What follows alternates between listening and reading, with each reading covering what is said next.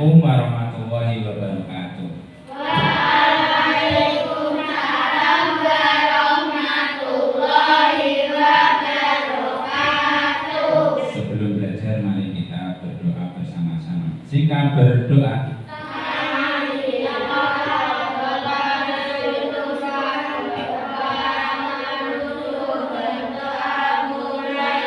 Raditu billahi rabba wa bil islami dina wa bi Muhammadin nabiyyan wa rasulah.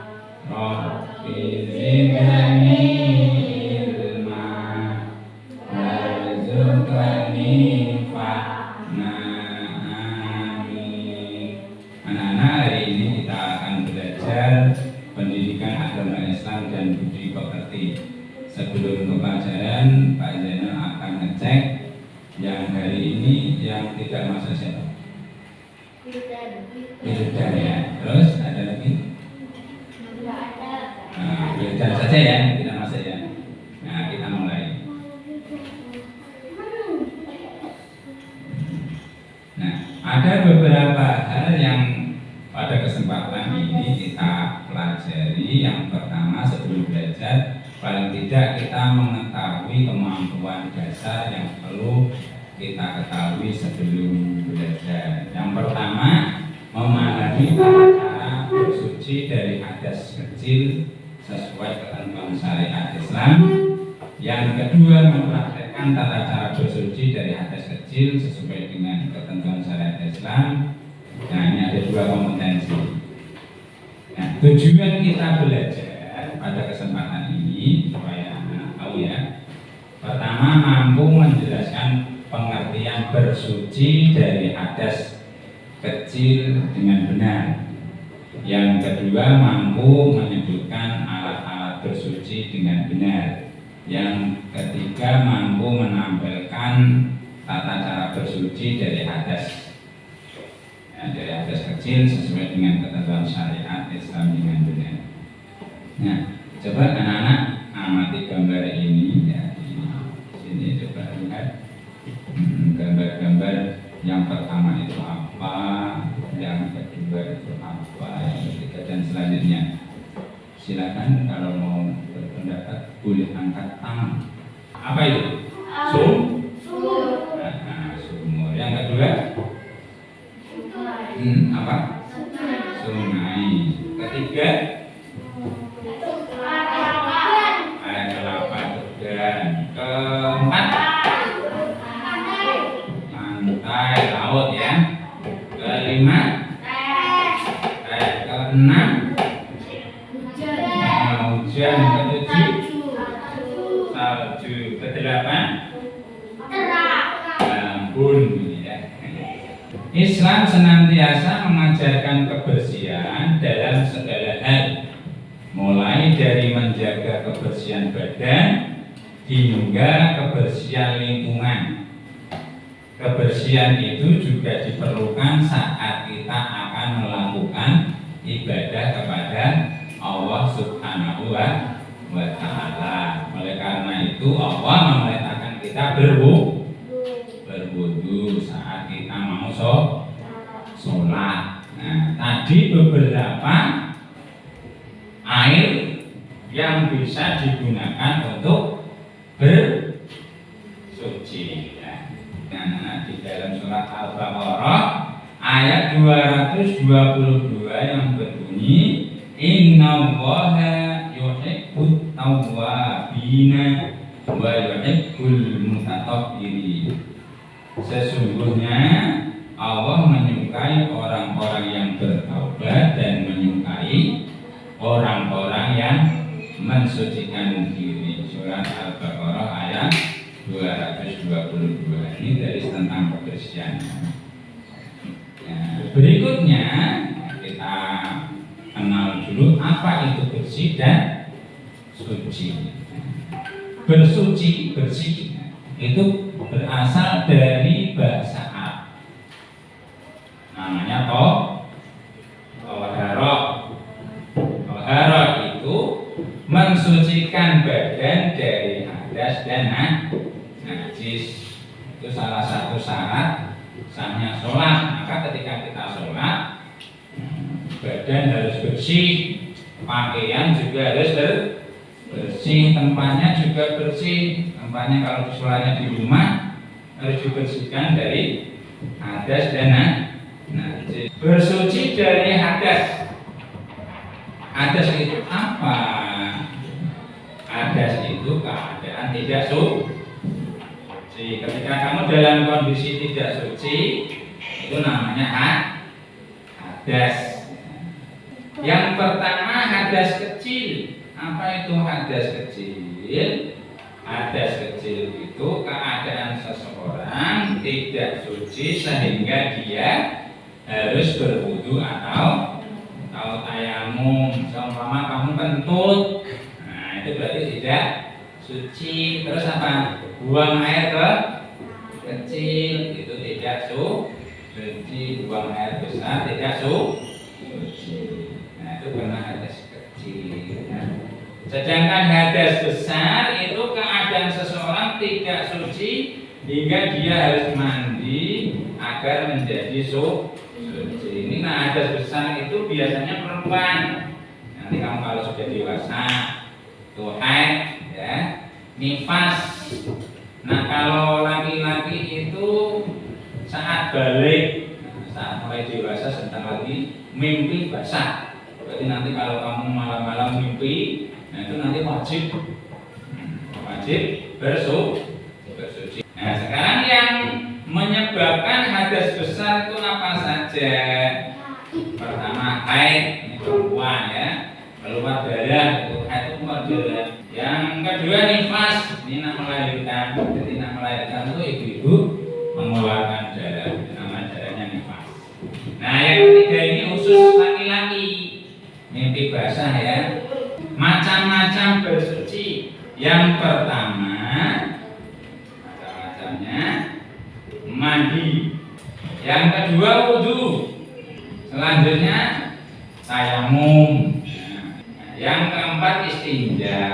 Istinja itu apa? Membersihkan kotoran setelah buang air kecil atau besar. Itu namanya istinja. Ya, macam-macam air nih supaya kita ketahui mana ya air yang diperbolehkan untuk bersuci dan air yang tidak. Yang pertama air suci mensucikan, air yang boleh digunakan untuk bersuci atau disebut air mutlak. Yang termasuk air suci mensucikan, yang pertama air sumur, air sungai, air hujan. Kebetulan pas hujan, listrik mati, pan habis airnya, nah, kamu berwudu pakai air hujan, air laut, terus air mata air. Nah, sumber air itu boleh, dan embun, ya. Nah, itu air yang suci mensucikan. Yang kedua, air suci tapi tidak mensucikan. Contohnya air teh, air kopi sana itu sudah bercampur. Nah, air kelapa ini memang asli campurnya, tapi tidak bisa digunakan untuk berwudu, sama berwudu pakai air kelapa. Nah, yang ketiga itu air yang terkena benda najis.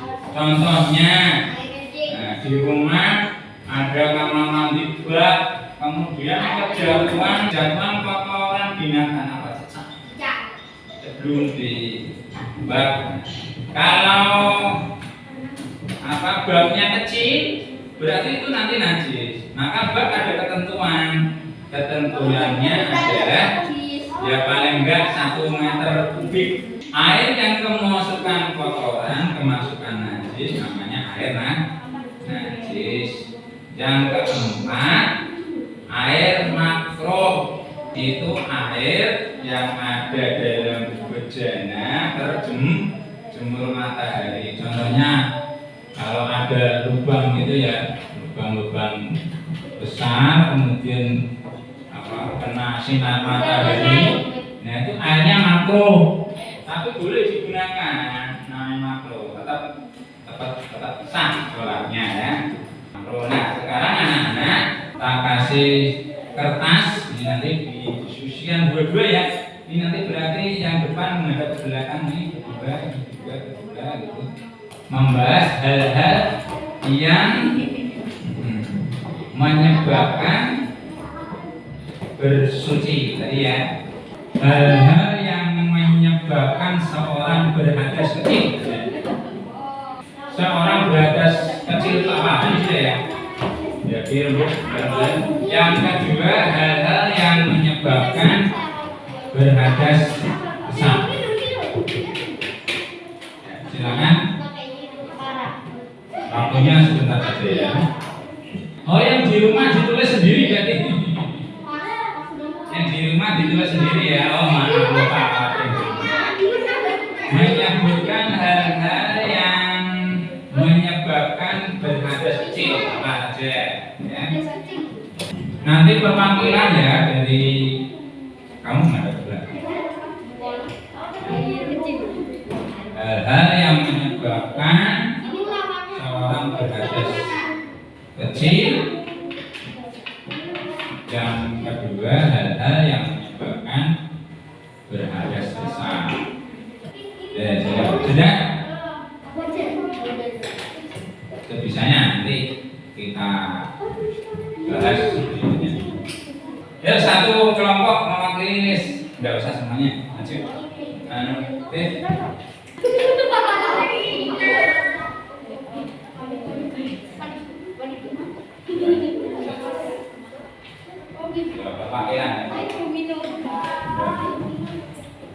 Jil, kencing, kentut, hadas besar diatur buang air besar, haid, nifas itu setelah melahirkan, itu bagi laki-laki. Perwakilan ya, satu kelompok ya. Boleh menghadap ke depan. Coba lihat rangkuman dari hasil diskusi di sini ya. Dan anak lihat di sini semuanya. Rangkuman materi pada pertemuan ini pertama, bersuci berarti mensucikan badan dari hadas dan najis. Yang kedua hadas ada dua, hadas kecil dan hadas besar. Yang ketiga yang termasuk hadas kecil, buang air kecil besar, kentut, bersentuhan kulit laki-laki dan perempuan yang bukan mahram. Yang keempat yang termasuk hadas besar air, nifas, mimpi basah.